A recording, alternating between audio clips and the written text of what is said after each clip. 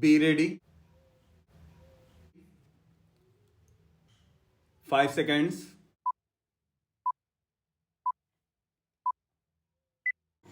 Start. There has been a lot said about other matters. Here is Indonesia. It is a clear issue before this house. We have done precious little by way of actual active help. We are not in a position to do so. But we have sympathy for the Indonesians and we have expressed it as publicly as possible because we give our sympathy and some degree of help to Indonesia and because this offends and irritates some of the major powers of the world. Are we to withdraw that help? Are we to submit timely and say, no, this might irritate this power or that? For it does irritate this or that power, and there is no doubt about it.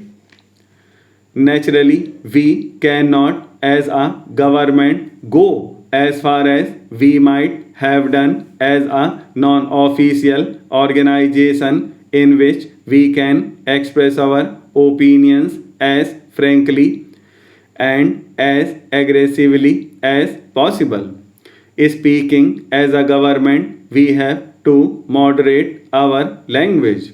We have sometimes to stop doing things which we might otherwise do.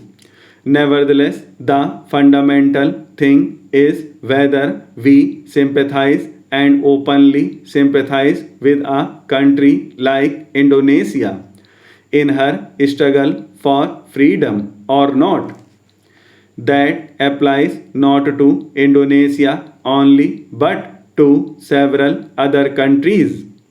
In each case, we have to face the passive hostility of various interests, not only the direct interests involved, but also the indirect interests involved because the direct and the indirect interests hang together in such matters.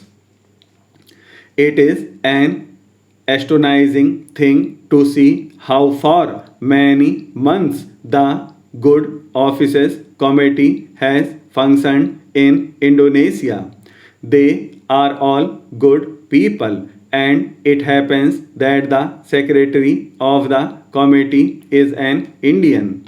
The way it has functioned and the results it has produced are not at all satisfactory.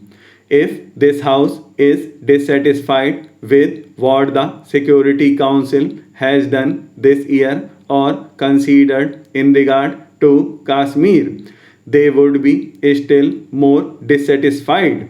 I think if they considered the Indonesia Good Offices Committee's work. Unfortunately, their approach to such problems is an approach with which this House cannot agree on account of our past traditions, on account of our ideals.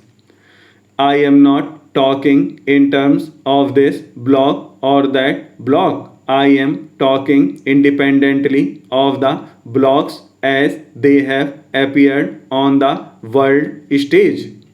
We have either to pursue our policy generally within limitations or give it up.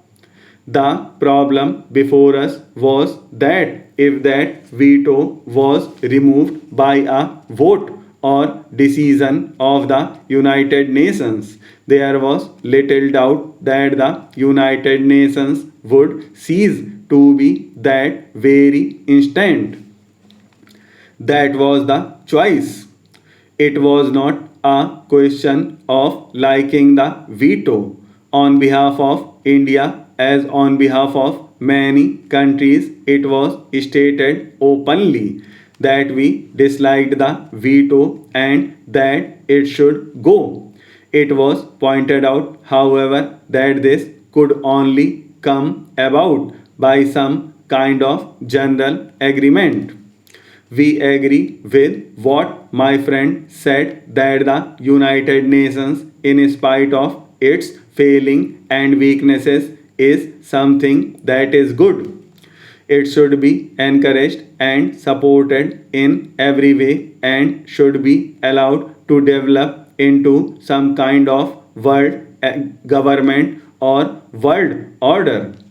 Therefore, we instructed our delegates not to press the question of the veto to the breaking point and to say that although we did not like it, it should remain there so long as it could not be removed by some kind of agreement among the major groups involved. In that way, various questions come up, and each question has to be considered on its merits. I do not know if any honorable member has analyzed our voting at these international conferences. It would help them perhaps to appreciate the scene better if they took up any one of the major issues during the last year at the United Nations or its various committees and councils and found out what India has done. It is certainly true that our instructions to our delegates have always been to consider each question first in terms of India's interest and secondly on its merits and not merely to do something or give a vote just to please this power or that power.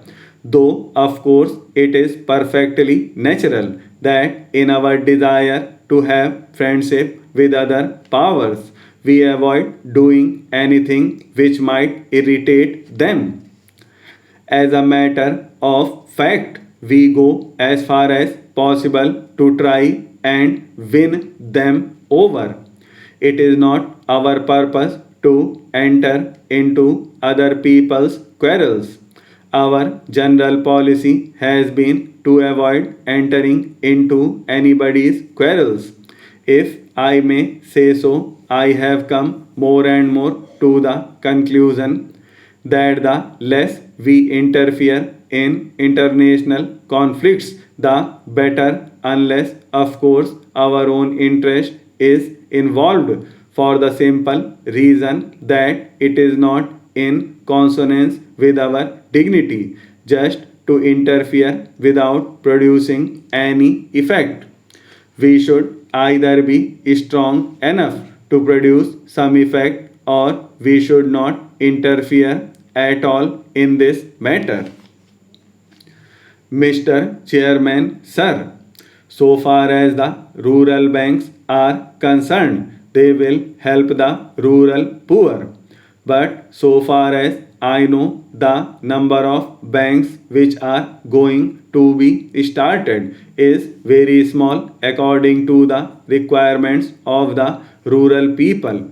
If you want that they should really be helpful to the rural people, you must take into account the 60% population of the rural people who are almost poor peasants or agricultural laborers who require help, who are compelled to go to the money lender for their existence in their difficult time for their needs.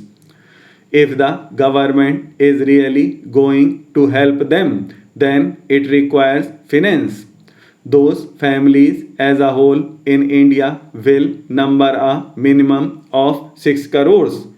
If you are to help them by giving at least rupees 100 or rupees 200 as loan per year for productive purpose, it will come to rupees 600 or 1200 crores per year.